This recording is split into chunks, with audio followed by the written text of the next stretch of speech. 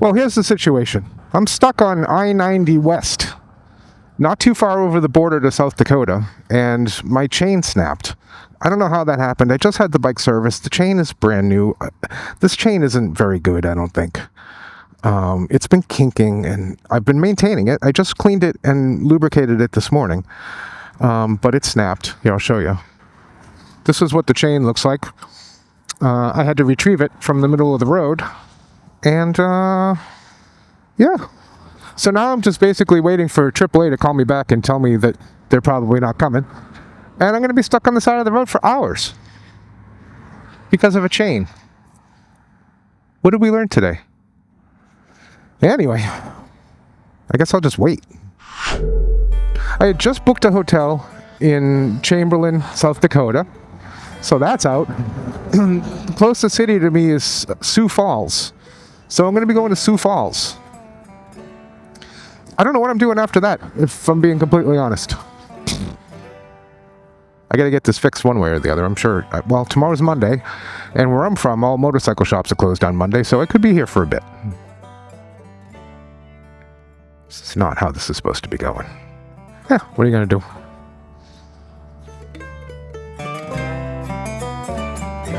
Well, I just got a call from the tow truck driver. He's an hour and 45 minutes to 2 hours away because he's got to drop someone off, and then he's got to go get the motorcycle dolly, and then he's got to come get me. I'm not glad that this happened, but it is teaching me something about where I am in life. If this had happened 5 years ago, I would have absolutely lost my shit.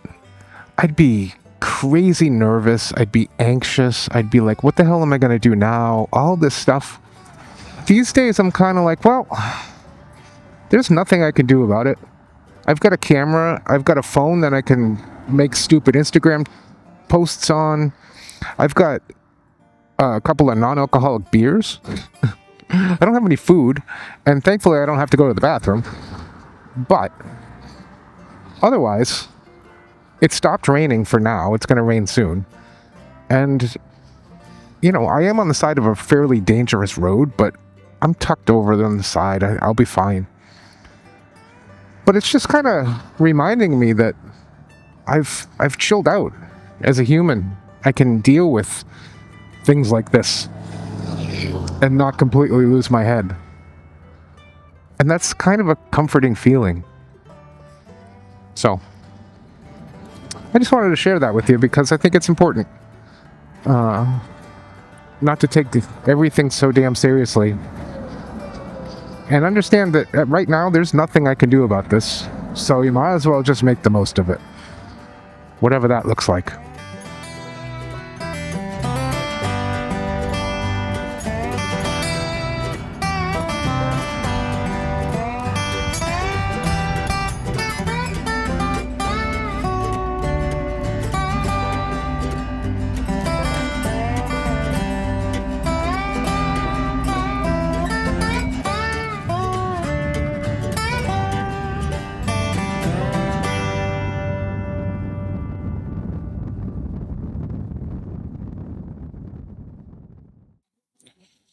So I'm in Sioux Falls at Top Notch Power Sports, and the gentleman here, it's a one-man shop, but he was kind enough to take me in today and put an actual proper touring chain on my Himalayan as opposed to whatever the hell I had on there. It just was constantly kinking up, and I just never had any faith in it. So anyway, I'll get that fixed up, nice brand new touring chain, and hopefully I'll be back on the road either tonight or first thing tomorrow. And I don't know where I'm going from here, to be honest. I got to sit down tonight and figure out whether I need to dart home or whether or not I can actually make it to Utah. I don't think I can. I'm pretty positive I can't, but we'll find out. Anyway, Top Notch Power Sports for all your Top Notch Power Sports needs. Ask for Grant. Well, he's the only guy in there, but ask for him anyway and tell him Bug sent you. I don't know. And just like that, I'm back on the road. Thanks so much to Grant over at Top Notch Power Sports in Sioux Falls, South Dakota. He's a one-man shop, and he kicks ass. He really, really cares. I spent a lot of time talking to him, and man, what a great human being. He knows his shit, and he took care of me on a Monday. What a country.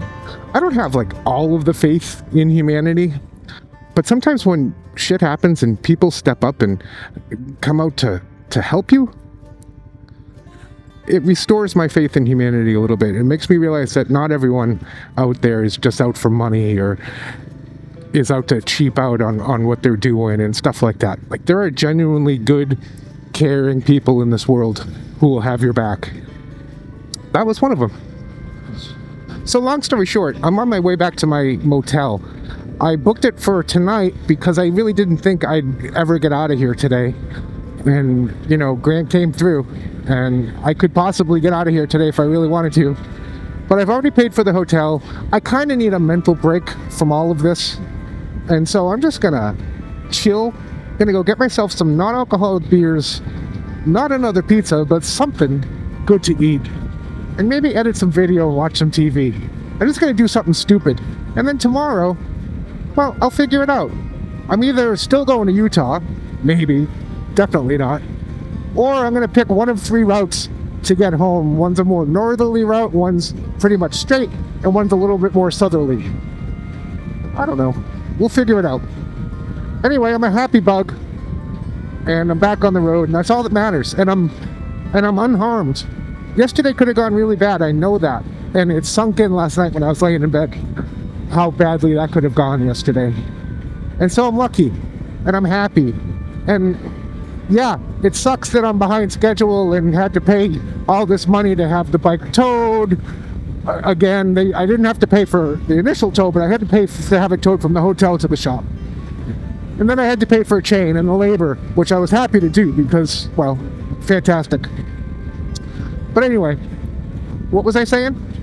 But none of it matters because I got to meet Jose, the tow truck driver, yesterday, and my tow truck driver today, who is a rider.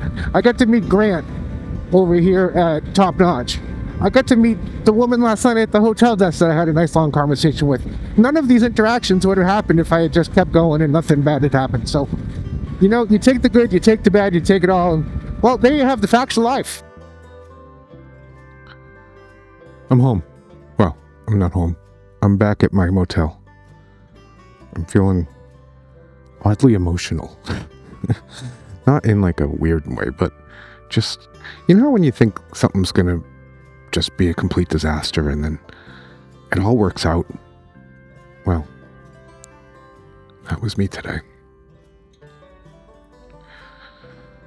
Good times.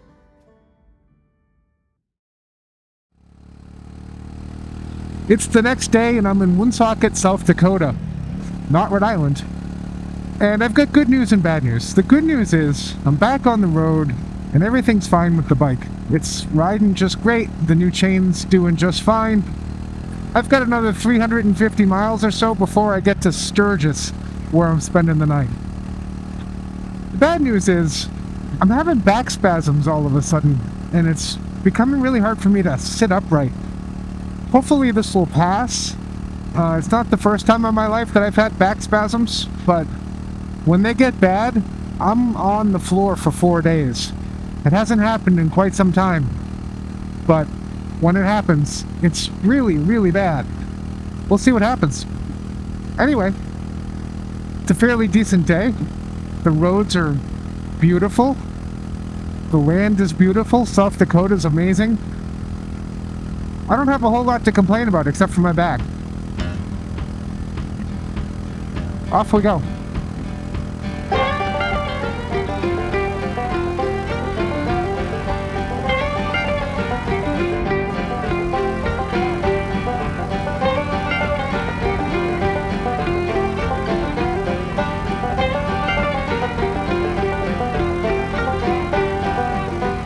I'm in Pierce, South Dakota, which apparently is the capital of South Dakota, with a population of 13,000 people. And it appears the tallest building in the capital of South Dakota might be Tom's Tater Tot Casserole house over here. Is this possible? Am I really in the capital of South Dakota? What a country. I think this is one of the smallest capital cities in the country, like the second smallest by population or something like that. And that makes sense because there's only like 13,000 people here. You know, the entire population of South Dakota is under 1 million people. And so I think it's true when they say that there are more cows in this state than there are people. Well, there's a building. So what is this? Oh, it's a federal building. Oh. Ladybug informs me that it's pronounced Pierre, not Pierre, as in the French Pierre, but more like Pierre. She texted me to tell me that. Just so I didn't get myself into trouble with the locals, I guess. All 13,000 of them. Ooh, there's a motorcycle for sale. Let's go check it out. Am I buying it? It's a Honda Shadow. $4,500, 2007. Are you on drugs? 5,300 miles, Honda Shadow Sprint 750, $4,500. No. I'm gonna pass on that deal. I'm tempted, but no. I wonder if Pierre, South Dakota has like traffic helicopters, and you know, sometime around 4 o'clock they come on and say, you know, Main Street, down to First Ave, there's a car. Well, there's 2 cars. Everything's fine. Hey Siri, what river goes through Pierre, South Dakota? Welcome to the lovely Missouri River. This is the second time I've crossed it on this trip, of course. And I think that that concludes our tour of the state capital. Thanks for joining me. It's the next day. I'm at the Sturgis Motel here, and I'm about to head out. Yesterday I did 400 miles to get here. Today I'm going to be going to Livingston, and that's going to be another 425 miles or something like that. I decided to make a mad dash for home. The weather in Portland is going to be pretty nasty on Saturday, so I decided to try and shoot for getting home on Friday. Really, I'm just kind of done. I think I just want to go home. So that's what we're doing. Heading to Livingston tonight, somewhere else tomorrow night, and then I should be home. I plotted a course last night to get down to Salt Lake City and see a little bit of Utah, and then go down to Nevada and do the loneliest road in the country, Route 50 from LA to I can't remember where. And I realized that I wasn't really going to have enough time at all to enjoy that, because it's supposed to be kind of a trip. That road, that little stretch of road. You get like a passport and you stop at all the businesses and you get it stamped, and in the end you can say you rode that stretch of the loneliest road of the country or whatever. Anyway, that's for another time. For right now, it's just sort of a mad dash to get home before the rains hit in Portland. It's kind of a dreary but not so horrible day here in Montana, and I absolutely love this state. I love riding in it, so I'm just gonna sort of kick back and enjoy myself for the next 300 miles until I get to Livingston.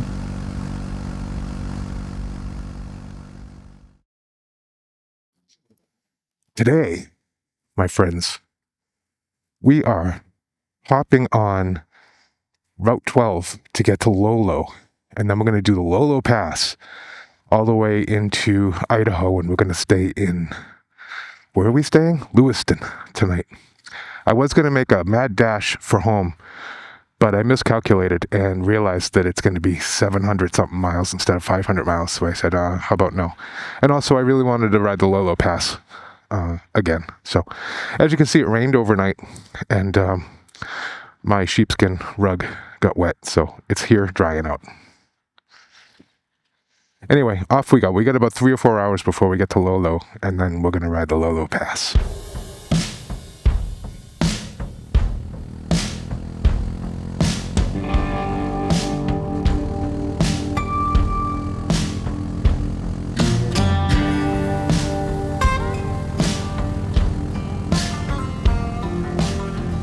So I'm going to get home in a couple of days, And I'm going to be sitting down and I'm going to be looking at all this footage of my return trip from Boston back to Portland. And I think I'm going to be wondering to myself, well, what the hell is this video going to be about? And it just kind of dawned on me as I was riding on this road. I'm on US 89 North here in the North Livingston area of Montana. It kind of hit me that the theme of this video really is the ups and downs, the good and the bad, the highs and the lows of motorcycle touring. What I'm learning is that motorcycle touring is amazing exercise for your mind. It really stretches your ability to be resilient. It stretches your ability to be resourceful. It stretches your ability to be alone for long, long stretches of time. And then your ability to make friends on the fly, especially when you really need those friends. It tests your ability to not freak out over solvable problems, even if those solvable problems seem like a giant pain. It tests your ability to scrap plans that you've been looking forward to in order to either accommodate a different timeline or just to accommodate a whim. When I was stuck back on I-90 with the broken chain a few days ago, I had a lot of time to think, like 4 hours. And oddly, one of the things that kept going through my mind was, there are a lot worse places to be. Yeah, I was stuck there alone on the side of a pretty fast highway. It wasn't the safest place in the world to be, but it wasn't fearing for my life every second. But I was coming home from a long motorcycle tour where I just saw family and friends, where I had complete autonomy to go and do whatever I wanted with the support of my wife, Ladybug, who just encourages me on and on through all of the stupid shit that I do. And I'm standing there on the side of I-90 and I'm thinking, yeah, this sucks, but you know what? It could be a lot worse. There are a lot of people, maybe some of you watching this video right now, who don't have the ability to just get up and go take a month off of work, hop on a motorcycle and ride across the continent. And I get that, and I'm very conscious of that. And part of the reason I do these videos isn't to show off or, show how awesome I am because I can do this. It's to sort of just give you some ability to go on this journey, even if you can't physically do it. Well, you can come along with me, and I'm happy to have you. I've said this a bunch of times probably in this entire series, but of all of the things I've done in my life, all of the different hobbies and passions and stuff like that, I can't think of anything I would rather do more than be on a motorcycle on a road like this, heading to who knows where and getting there whenever I do, staying in some shitty motel for the night and then doing it all over again tomorrow. There's something about this whole thing that speaks to my soul in a way that nothing I've done in the past really has. It's not for everyone, I totally get that. But for those of us who understand what this is like, it's almost something that we need to do. This is my second year doing this, and I can't imagine a summer going forward where I don't do some sort of big, huge trip like this. Next year I'm planning Alaska. I think I'm kind of done for now with the coast-to-coast thing. But next year's Alaska. And I'm already looking forward to it.